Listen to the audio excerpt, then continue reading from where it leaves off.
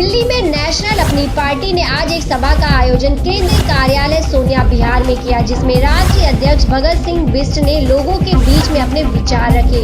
उसके साथ ही दिल्ली प्रदेश के अध्यक्ष लाखन सिंह सैनी, दिल्ली प्रदेश संगठन मंत्री अनिल जैन, बदरपुर विधानसभा महासचिव जितेंद्र तोमर, दिल्ली प्रदेश महासचिव विजय शर्मा, दिल्ली प्रदेश उपाध्यक्ष अनिल सिंह, दिल्ली प्रदेश के अन्य कार्यकर्ता भी मौजूद रहे। क्या कुछ कहना था मौजूद लोगों का, देखिए दिल्ली से हमारे संवाददाता की एक खास रिपोर्ट। हम लोगों ने यहाँ पर एक मीटिंग का ऑर्गेनाइज किया, जिसमें हमारे साथ में दिल्ली प्रदेश से बहुत सारे लोगों ने हमारा सहयोग किया, जनता का भी सहयोग रहा और जो हमारे कार्यकर्ता हैं उन लोगों का भी अधिक सहयोग रहा।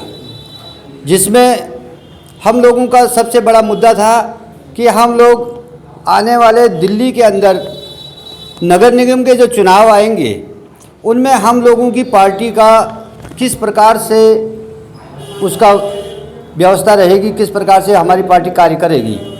हमने सभी लोगों ने एक व्यवस्था बनाई है कि नेशनल अपनी पार्टी दिल्ली प्रदेश में पूरे नगर निगम चुनाव में 272 वार्डों में चुनाव लड़ेगी और अपने सभी कैंडिडेट प्रत्याशियों को उतारेगी। हमारा सबसे बड़ा मुद्दा रहेगा दिल्ली प्रदेश में साफ़ सफाई का मुद्दा। साफ़ सफाई में आज जनता बहुत परेशान है। आप देख सकते हैं दिल्ली के हालात, एक ज़रा सा बारिश होने पर दिल्ली की सड़कें जो है, बस का पानी बस के खिड़कियों पर लग रहा है, आपको दिखाई दे सकता है। और जनता के लिए हम लोग उन प्रत्याशियों को चुनाव मैदान में उतारेंगे जो प्रत्याशी आर्थिक रूप से कमज़ोर हो, जो युवा महत्वाकांक्षी तो है परंतु वो राजनीति के क्षेत्र में आगे नहीं बढ़ पाता है, अपनी आर्थिक परेशानी की वजह से वो बड़ी बड़ी पार्टियों में दरिया बिछाने तक सीमित है। मेरा उद्देश्य है, हमारी पार्टी का उद्देश्य है कि हम ऐसे लोगों को आगे ला करके नगर निगम की बागडोर उन लोगों के हाथ पर देंगे जो लोग असली मायने में दिल्ली प्रदेश की सफाई कर सकते हैं। वो चाहे सामाजिक स्तर से हो या आपका आर्थिक स्तर से हो, वो लोग दिल्ली प्रदेश में काम करने के लिए तत्पर रहेंगे। ऐसे लोगों को हम लोगों का उद्देश्य है कि हम लोग आगे लेके आएंगे। कितनी सीटें जीतने की आपकी उम्मीद है इसमें चुनाव? हमारी उम्मीद, हम तो ये कह रहे हैं कि नगर निगम में सब सीटें हमारी आएंगी। हमारे आगे कोई है नहीं। हमको नहीं दिखता कि अब आप आदमी को सरकार ने, जनता ने नकार दिया है। कल नरेंद्र मोदी जी का जो मन की बात थी, उस मन की बात में उनका 44,000 लाइक आए हैं और उसमें 3.5 लाख डिसलाइक आए हैं। तो मोदी जी को भी कहीं ना कहीं लगा कि भैया मेरी जो डिसलाइक है वो कम आ रही है, तो उसमें उन्होंने ज़रा सा चाइना में इधर उधर वो करके लोगों को बरगलाने का काम फिर भी से वो चालू कर रहे हैं, उसी डिसलाइक को देख करके। और केजरीवाल अपनी डिसलाइक को देख करके केजरीवाल भी बौखला रहे हैं। कभी उत्तराखंड के बारे में, कभी उत्तराखंड की नंदा देवी के बारे में अभी उन्होंने जो अपशब्द बोले हैं उसके लिए भी पूरे उत्तराखंड की जनता भी उनसे नाराज़ है। और इस प्रकार से उत्तराखंड की जनता का भी अहम रोल दिल्ली के अंदर है। 30 लाख जनता उत्तराखंड की यहाँ रहती है जो नगर निगम चुनाव में अपना अहम रोल निभाएगी। और मुझे ये विश्वास है कि जो आपने सवाल किया है कि पूरी सीटों पर नेशनल अपनी पार्टी का परचम लहराएगा और आप लोग सभी लोग देखेंगे कि नेशनल अपनी पार्टी पूरा बहुमत से यहाँ पार्टी जब चुनाव लड़ती है तो कहीं ना कहीं एक मुद्दा रहता है, लेकिन आपका कौन सा मेन मुद्दा रहेगा? हमारा मुद्दा यही मुद्दा है, जब गरीब आदमी को हम आगे ले जाएंगे। और गरीब के लिए आज तक किसी ने कुछ किया नहीं, उसको खाली बरगलाया है। लोगों ने गरीबी खत्म करने के चक्कर में गरीब को खत्म किया है। हम गरीबी खत्म करेंगे, गरीब को अपन पाएंगे, गरीब को ऊपर लाएंगे। प्रवक्ता के अधिकार को लेकर के मैं पूरे देश की, पूरे भारत की नारियों का आह्वान करती हूँ, नारी शक्ति को निमंत्रण देती हूँ, उनको आदर सहित अपने पार्टी में एक स्थान देती हूँ। और जो आज हम इतने परेशान हैं कि सारी माताएं बहनें इतनी परेशान हैं, विधवाएं माताएं परेशान हैं, पेंशन से परेशान हैं, देश में केंद्र सरकार में कोई ध्यान नहीं दिया जा रहा। तो मैं चाहती हूँ, मैं उनका आह्वान करती हूँ कि वो आएँ और अपना समय दें और इस हमसे जुड़ के और लाभ लें। जय हिंद, जय भारत। सर, जैसे आपको मालूम है कि दिल्ली के अंदर अभी 272 वार्डों पर इलेक्शन होने वाले हैं और एमसीडी का, जहाँ तक दिल्ली के अंदर आपको मालूम है कि एमसीडी से दिल्ली के अंदर कोई भी खुश नहीं है।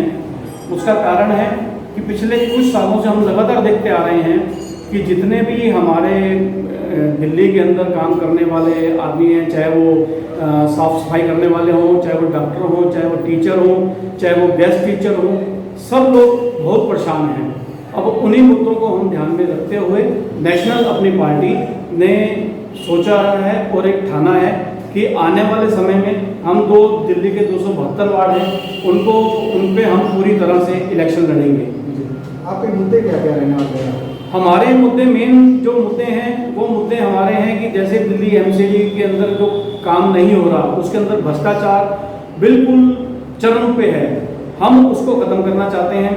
हम लोगों के साथ खड़े होकर उनकी हेल्प करना चाहते हैं। और हमारे मेन मुद्दे हैं कि जैसे अभी हमारी नॉलेज में आया है कि दिल्ली के अंदर जितने भी रिटायरमेंट आदमी हैं उनको 5-5 महीने से दिल्ली एमसीडी ने कोई भी उनको पेंशन नहीं दी है।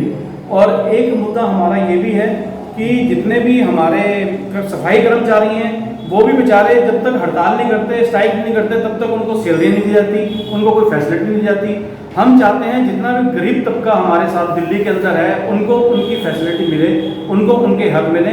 और देखिए, सबसे बड़ी बात यह है कि हमारे जो नेशनल लीडर हैं, राष्ट्रीय उपाध्यक्ष भगत सिंह बिष्ट जी, उन्होंने ये एक पार्टी खाली इसलिए पार्टी नहीं बनाई कि पार्टी बनाओ और लोगों को उसका कुछ फ़ायदा उठाना या किसी पार्टी को खाली दिखावा करना।